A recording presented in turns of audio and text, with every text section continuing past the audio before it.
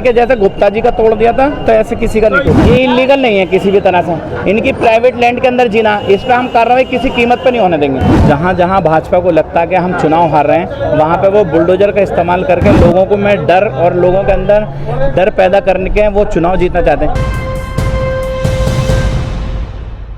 मैं इस वक्त दिल्ली के शाहीन बाग में मौजूद हूं, जहां की सीधी तस्वीरें इस वक्त की ये हैं कि शाहीन बाग में मीडिया का जमावड़ा लगा हुआ है और बुलडोजर का इंतजार मीडिया कर रहा है।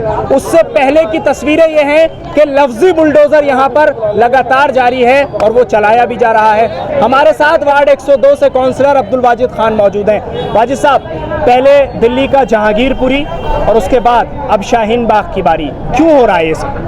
देखिए, कहीं ना कहीं ये भाजपा का जो पिछले साल का निकम्मापन 15 साल का सामने आया है। दिल्ली के अंदर पहले इंक्रोचमेंट कराया, अब जब कार्यकाल खत्म होने वाला भाजपा का तो उन्हें सपना आया कि दिल्ली को सुंदर बनानी है। पहले इंक्रोचमेंट कराया, इंक्रोचमेंट करा के उगाही करते थे। अब जब उनका कार्यकाल खत्म होने वाला है तो वो अब लोगों को डरा के उगाही कर रहे हैं। लोगों के घर तोड़ना चाहते हैं, लोगों की दुकानें तोड़ना चाहते हैं। मैं कहना चाहता हूँ, अगर भाजपा वाले इस नीयत से काम कर रहे हैं तो ये किसी भी कीमत पर नहीं होने देंगे।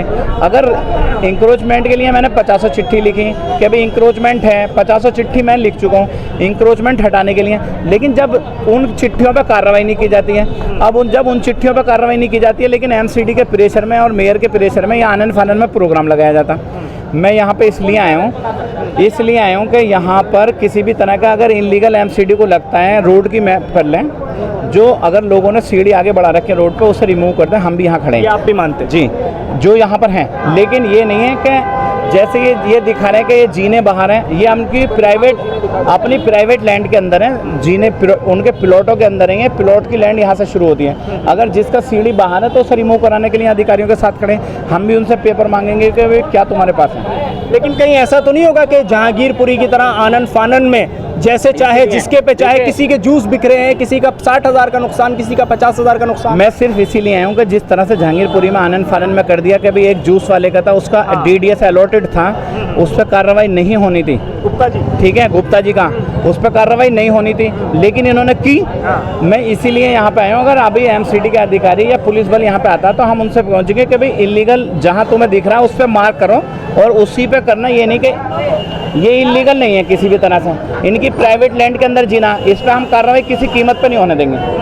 या बाकी अगर किसी ने रिमूव करने के लिए अगर आगे कर रखा उसे मार्क कर दें, उसे तोड़ लें, लेकिन ऐसा नहीं है कि जैसे गुप्ता जी का तोड़ दिया था तो ऐसे किसी का नहीं तोड़ना। इसलिए अब्दुल वाजिद खान पहुंचे हैं कि कहीं शाहीन बाग में कोई जहांगीरपुरी की तरह कोई गुप्ता जी बुलडोजर का शिकार ना हो जाए। जी, गलत तरीके से किसी को भी अगर निशाना बनाया जाएगा तो वो नहीं होने देंगे, गलत नहीं होने देंगे। अगर इंक्रोचमेंट किया हुआ तो उस पर हम तैयार हैं। अच्छा, ये बुलडोजर की जो कार्रवाई है, इस पर एक सवाल और ले लेता हूँ आपसे। पहले उत्तर प्रदेश से शुरू हुआ पूरा मामला, फिर मध्य प्रदेश, खरगोन, जहाँ जहाँ हिंसा हुई वहाँ ये तमाम चीज़ें हुई, तो ये मंशा क्या है? कौन सी स्ट्रेटेजी काम कर रही है इसके पीछे? देखिए, भाजपा जहाँ जहाँ भाजपा को लगता है कि हम चुनाव हार रहे हैं, वहाँ पे वो बुलडोजर का इस्तेमाल करके लोगों को में डर और लोगों के अंदर डर पैदा करने के वो चुनाव जीतना चाहते हैं।